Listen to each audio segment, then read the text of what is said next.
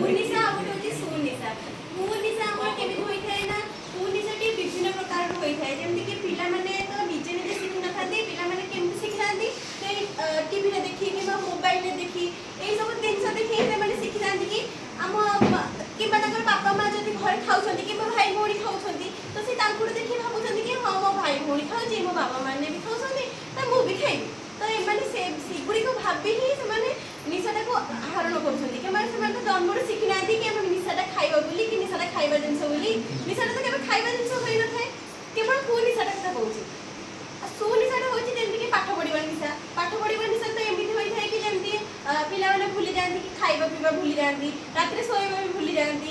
ତ ନିଶାଟି ବିଭିନ୍ନ ପ୍ରକାର ହୋଇଥାଏ, କିନ୍ତୁ ତାକୁ ଆମେ କୁନିଶା ସେତେବେଳେ କହିବା ଯେତେବେଳେ ସେଟା ଆମର ଅଭ୍ୟାସରେ ପରିଣତ ହୋଇଯିବ, ଯେତେବେଳେ ତା ଦ୍ୱାରା ଆମେ ଫେରିକି ଆସିପାରିବା ନାହିଁ। କାରଣ ଯଦି ଆମେ ସେହି ନିଶାଟାରେ ପରିଣତ ହୋଇଛେ ତାହେଲେ ସେଇ ନିଶାଟି ଆମର ଯେତେବେଳେ ଆମେ କେବେ ବି ହେଲେ ଜାଣିପାରିବାନି ଆମ ଦେହରେ ସେଇ ରୋଗଟି ସୃଷ୍ଟି ହେଉଛି ବୋଲି। ଧୀରେ ଧୀରେ ସେଇଟା ରୋଗରେ ବିଭିନ୍ନ ପ୍ରକାର ରୋଗରେ ପରିଣତ ହେବ, ଯେମିତିକି ଆମର ମାଉଥ କ୍ୟାନ୍ସର ହେଲା, କର୍କଟ ରୋଗ ହେଲା, ଏମିତି ବିଭିନ୍ନ ପ୍ରକାର ରୋଗରେ ଆମେ ପୀଡ଼ିତ ହୋଇଯିବା। ଯେତେବେଳେ ସେଇ ରୋଗଟି ମେଡ଼ିକାଲରେ ଯେତେବେଳେ ଜଣାପଡ଼ିବ କି ସେଇ ରୋଗଟାରେ ଆମେ ପୀଡ଼ିତ ଅଛେ ସେତେବେଳେ ଆମର କଥାର କିଛି ନଥିବ।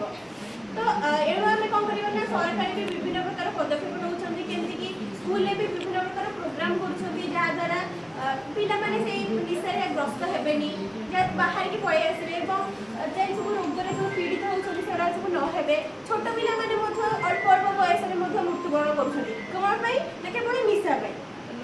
ତେଣୁ ଆମେ ଏଥିପାଇଁ ସଚେତନ ହେବା ଯେମିତି ଏହି ନିଶାରେ ଯେମିତି ନ ପୀଡ଼ିତ ହେବା ଆଉ ନିଜ ଜୀବନଟାକୁ ଏଇ ଯେଉଁ ସୁନ୍ଦରମୟ ଜୀବନଟାକୁ କେବେ ବି ହେଲେ ନଷ୍ଟ କରିବାନି।